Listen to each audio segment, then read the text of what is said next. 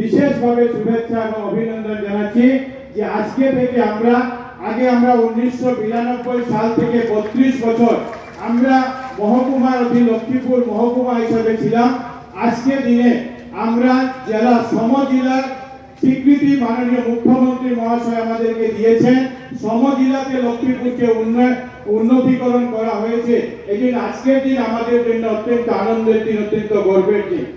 আমি প্রথমে আমাদের মাননীয় মুখ্যমন্ত্রী ডক্টর হিমন্ত বিশ্ব শর্মা মহাশয়কে ধন্যবাদ জানাই যে গত বছর যখন ডিলিমিটেশনের প্রক্রিয়া শেষ হয় তো আসামে একটা ব্যাপক প্রশাসনিক সুধার যেটাকে আমরা বলি অ্যাডমিনিস্ট্রেটিভ রিফর্মস উনি শুরু করেন এবং এই অ্যাডমিনিস্ট্রেটিভ রিফর্মসের মধ্যে অন্যতম একটা ছিল যে আমরা বিগত অনেক সময় থেকে লক্ষ্মীপুর বলুন বা বিভিন্ন জায়গাতে মহকুমার জন্য অনেক লোক ধর্ণা আন্দোলন বিভিন্ন করেছিলেন। আমরা এই লক্ষ্মীপুরের মানুষও বিভিন্ন সময় ধর্ণা আন্দোলনের মাধ্যমে আমরা মহকুমা পেয়েছিলাম, কিন্তু মাননীয় মুখ্যমন্ত্রী মহাশয়ের দূরদর্শিতাকে আমি ধন্যবাদ জানাই যে উনি নিজে নিজে চিন্তা করলেন যে আমরা বিধানসভা ভিত্তিক আমরা আমাদেরকে প্রথমে উনি বলেছিলেন যে আমরা উপজেলা হিসাবে উন্নতিকরণ করব। আর পরবর্তীকালে আমরা দেখলাম যে 79 উপজেলা গঠন করার সিদ্ধান্ত নেওয়া হয়, কিন্তু গত কয়েকদিন আগে আসাম মন্ত্রিসভার যে বৈঠক হয় সেখানে সিদ্ধান্ত নেওয়া হয় যে আমরা এটাকে উপজেলা নয় আমরা সমজেলা ইকুইভ্যালেন্ট ডিস্ট্রিক্ট ডিস্ট্রিক্ট হিসাবে আমাদেরকে উন্নতিকরণ করা হয়েছে। এই জন্য পুরো লক্ষ্মীপুরবাসীর তরফ থেকে আমি মাননীয় মুখ্যমন্ত্রী ডক্টর হিমন্ত বিশ্ব শর্মা মহাশয়কে ধন্যবাদ এবং কৃতজ্ঞতা জানাচ্ছি। আজকের দিন জেলা শাসক মহাশয় জেলা আয়ুক্ত মহাশয় বলেছে যে আমরা মহকুমা হিসাবে আমাদের কি ছিল, নতুন শহর জেলা হিসাবে আমরা কি পাবো। আমরা আজকের দিনে বলতে পারি যে লক্ষ্মীপুরবাসী আমরা নতুন অধিকার প্রশাসনিক অধিকার আমরা পেয়েছি। আমরা আজকের দিন এই 5 অক্টোবর নবরাত্রি চলছে আর এই দিন আজকের দিন আমাদের জন্য অত্যন্ত আনন্দের অত্যন্ত গর্বের দিন। এই জন্য যেভাবে 1992 সালের 1 এপ্রিল প্রথম এসপিও হিসাবে এনসি চৌধুরী মহাশয় লক্ষ্মীপুরের এসপিও হিসাবে দায়িত্বভার গ্রহণ করেছিলেন, যেটা আমাদের জন্য আনন্দের দিন ছিল। তার চেয়ে আজকের এই বড় দিন যে দিন 5 অক্টোবর যেদিন আমরা মহকুমা থেকে উন্নতিকরণ করে আমরা সমজেলায় পেয়েছি। আর আগে তাকে মহকুমা শাসক আমরা বলতাম, এখন থেকে আমরা শহর জেলা আয়ুক্ত হিসাবে ধ্রুবজ্যোতি পাঠক উনাকে দায়িত্বভার উনি গ্রহণ করেছেন। এই জন্য আজকের দিন থেকে আমরা ডিস্ট্রিক্ট হিসাবে আমাদের কাজকর্ম আমরা চালিয়ে যাব। এই জন্য আপনাদের সবাইকে আমি শুভেচ্ছা এবং অভিনন্দন জ্ঞাপন করছি। আমরা গত 26 সেপ্টেম্বর মাননীয় মুখ্যমন্ত্রী ডক্টর হিমন্ত বিশ্ব শর্মা মহাশয়ের দেওয়া যে আমাদেরকে 19,80,00,000 টাকা উনি দিয়েছিলেন, যেটা থেকে আমাদের টেন্ডার হয়ে ওয়ার্ক অর্ডার হয়েছিল, যেটা মহকুমার শাসকের কার্যালয়ের জন্য আমরা 26 সেপ্টেম্বর সেই কাজে ভূমি পূজন করেছি। আর সেদিনই আমি বলেছিলাম যে আমরা সাব ডিভিশন অফিসে আমরা ভূমি পূজন করছি, কিন্তু 2026-এর প্রথম দিকে যখন আমরা এই কার্যালয় উদ্বোধন করব তো সেই কার্যালয় মহকুমা শাসকের কার্যালয় থাকবে না, সেটা সমজেলা আয়ুক্তের কার্যালয় হিসাবে আমরা সেই কার্যালয়কে আমরা উদ্বোধন করব। আজকের দিনে আমরা এখানে আমাদের সদ্ভাবনা মণ্ডপ যেটা গত 1-1.5 বছর আগে আমরা এটাকে সম্পূর্ণ করেছিলাম। মহকুমা আমাদের নতুন বিল্ডিং হওয়া পর্যন্ত এই অবধি পর্যন্ত অস্থায়ীভাবে এই কার্যালয় এখানে চলবে এবং লক্ষ্মীপুরের শহর জেলা আয়ুক্তের এই কার্যালয় এখান থেকে আজকে আমরা মাননীয় মন্ত্রী মহাশয়ের হাত ধরে মাননীয় সাংসদ মহাশয়ের হাত ধরে আমরা শুভ উদ্বোধন করলাম। কি কি কাজ আগামী দিনে আমরা করতে পারবো সব বিষয়গুলো আমরা শুনতে পেরেছি। এই জন্য আগামী দিনে মুখ্যমন্ত্রীর চেষ্টা আছে, মুখ্যমন্ত্রী চিন্তাধারা আছে যে এই সমজেলাকে কিভাবে অ্যাডমিনিস্ট্রেটিভলি আরো স্ট্রং করা যায়, যাতে আমাদেরকে কোনো কাজের জন্য জেলা আয়ুক্তের কার্যালয় যাতে আমাদেরকে যেতে নাই সে ব্যবস্থা মাননীয় মুখ্যমন্ত্রী মহাশয় করছেন। আমরা জমির পারমিশন থেকে শুরু করে সাংসদ বিধায়কের তহবিল থেকে শুরু করে প্রত্যেকটি কাজ আমাদের এই কার্যালয়ের মাধ্যমে অনুষ্ঠিত হবে এবং আমি জেলা শাসক মহাশয়কে বলবো, অনুরোধ করব যে যেভাবে রাজ্য সরকার অনেকগুলি পোস্ট এখানে ক্রিয়েট করে নতুন নতুন দায়িত্ব দিয়েছেন, আগামী দিনে যে কর্মচারী হোক, যাদের অসুবিধা যদি হয় সেটা যাতে খুব তাড়াতাড়ি পূরণ হয়, সেটা আমি আমার অনুরোধ থাকবে। আমি মাননীয় মুখ্যমন্ত্রী লক্ষ্মীপুর নিয়ে ওনার চিন্তাধারা নিয়ে দু চারটি কথা আমি বলতে চাই। আপনারা জানেন যে 2021-এ নির্বাচনের সময় 27 মার্চ মাননীয় মুখ্যমন্ত্রী লক্ষ্মীপুরে এসেছিলেন। আর লক্ষ্মীপুরে এসে উনি বলেছিলেন যে আমি লক্ষ্মীপুরকে ভারতীয় জনতা পার্টি এখান থেকে নির্বাচিত হলে আমরা আসামের 10টি উন্নত বিধানসভার মধ্যে লক্ষ্মীপুরকে নিয়ে যাওয়ার আমরা কাজ করব।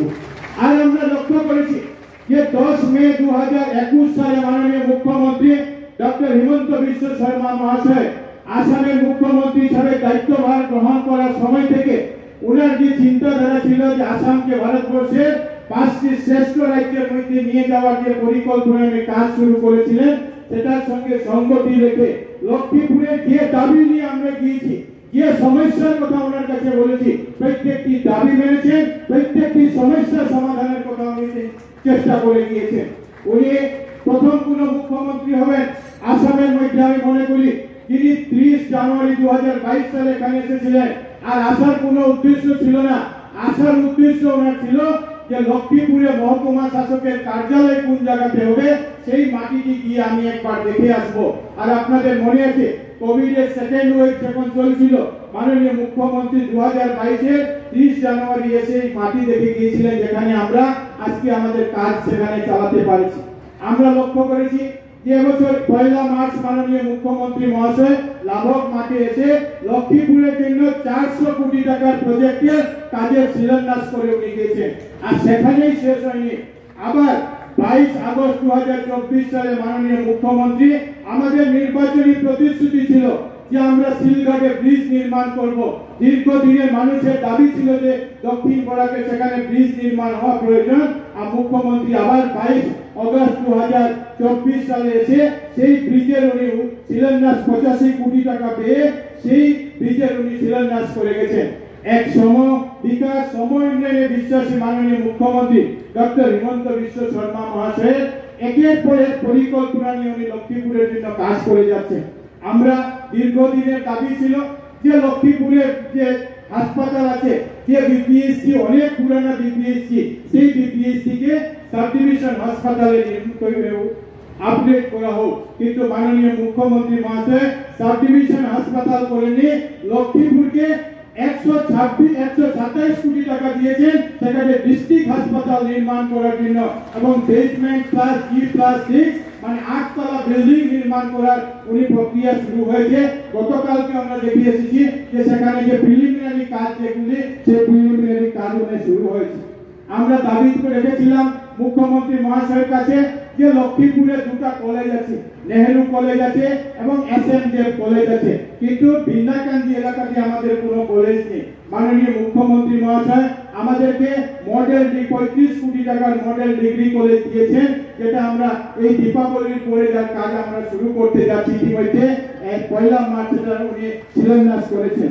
আমরা দেখেছি যে আমাদের এখানে 100 শতাধিক শতবর্ষ প্রাচীন আমাদের আর্লি স্কুলের জন্য, আমাদের নেহেরু স্কুলের জন্য, RCBP স্কুলের জন্য 7 কোটি টাকা, এক একটা স্কুলের জন্য 7 কোটি টাকা করে দিয়েছেন, যাতে আমরা সুন্দর বিল্ডিং আমরা তৈরি করতে পারি।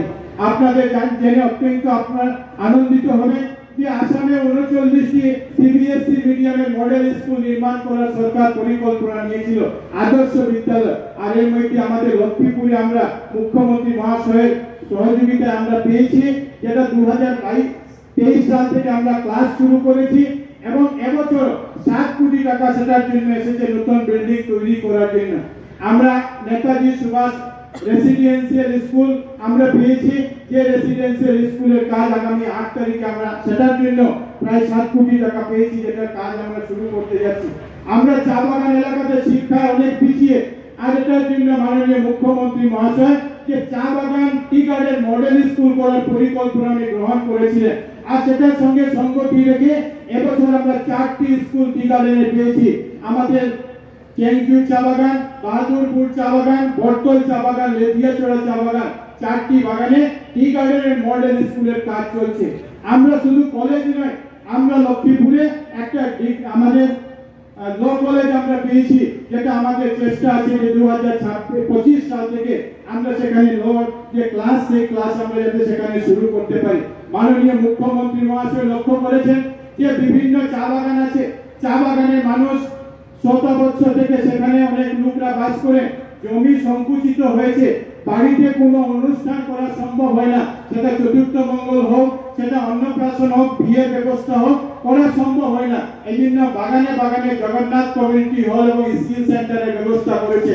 প্রায় 3 কোটি টাকা করে, প্রায় 1.5 কোটি টাকা করে এক একটা জগন্নাথ মন্দির, 12টা জগন্নাথ মন্দির আমরা আমাদের বিধানসভাতে পেয়েছি, যাতে আর আমাদেরকে বাগানের মানুষদেরকে টেন্ট হাউস এনে বড় করে প্যান্ডেল বানানোর প্রয়োজন নাই। সেখানে আমরা কি আমাদের সাংস্কৃতিক সামাজিক অনুষ্ঠান আমরা করব, আর বাকি সময় সেখানে চা বাগানের ছেলে মেয়েদের জন্য যে স্কিল ট্রেনিং এর যে ব্যবস্থা, সেই স্কিল ট্রেনিং এর ব্যবস্থা সেখানে করা যেতে পারে।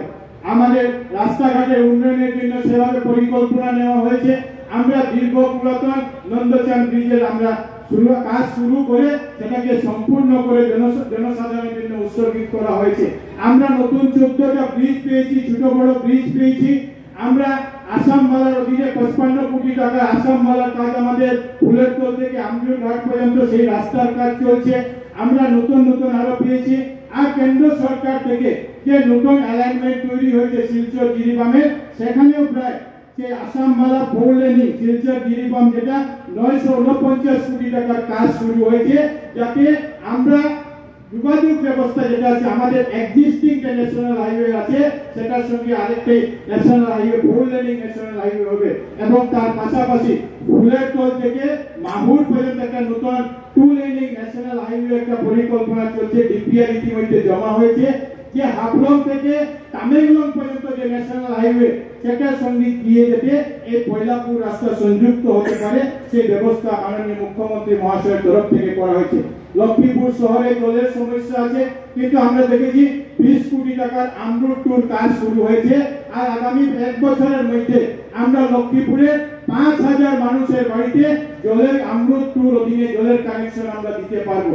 আমাদের এখানে দুটা স্টেডিয়ামের কাজ চলছে, 10 কোটি টাকার সিগনেচার প্রজেক্টে ইনডোর স্টেডিয়ামের কাজ চলছে, 12 কোটি টাকা দিয়ে বিন্না গান্ধীতে আমাদের আউটডোর স্টেডিয়ামের কাজ চলছে, যাতে খেলাধুলার সঙ্গে সঙ্গে সম উন্নয়ন সমবিকাশের মাননীয় বিশ্বাসী মাননীয় মুখ্যমন্ত্রীর নেতৃত্বে আমাদের কাজকর্ম আমরা এগিয়ে যেতে পারি।